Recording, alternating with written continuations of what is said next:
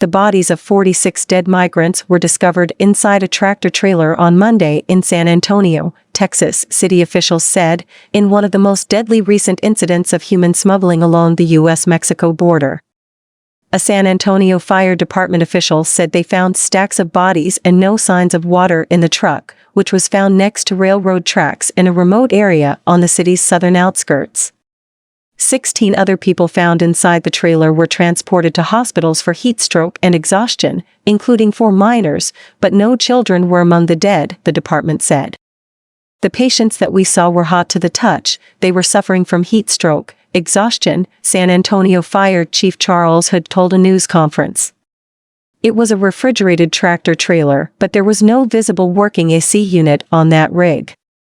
Temperatures in San Antonio, which is about 160 miles, 250 kilometers, from the Mexican border, swelled to a high of 103 degrees Fahrenheit on Monday with high humidity. The city's police chief William McManus said a person who works in a nearby building heard a cry for help and came out to investigate. The worker found the trailer doors partially opened and looked inside and found a number of dead bodies. McManus said this was the largest incident of its kind in the city and said 3 people were in custody following the incident, though their involvement is not yet clear. A spokesperson for U.S. Immigration and Customs Enforcement, ICE, said that its Homeland Security Investigations Division was investigating an alleged human smuggling event in coordination with local police. The deaths once again highlight the challenge of controlling migrant crossings at the U.S.-Mexico border, which have reached record highs. The issue has proven difficult for U.S. A spokesman for the Honduran Foreign Ministry told Reuters the country's consulates in Houston and Dallas would be investigating the incident. Ebrard said 2 Guatemalans were hospitalized, and Guatemala's foreign ministry said on Twitter that consular officials were going to the hospital to verify if there are 2 Guatemalan minors there and what condition they are in.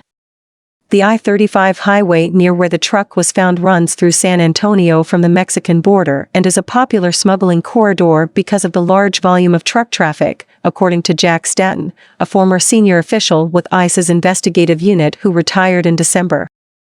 In July 2017, 10 migrants died after being transported in a tractor-trailer that was discovered by San Antonio police in a Walmart parking lot. The driver, James Matthew Bradley, Jr., was sentenced the following year to life in prison for his role in the smuggling operation. Stanton said migrants have regularly been intercepted in the area since the 2017 incident. It was only a matter of time before a tragedy like this was going to happen again.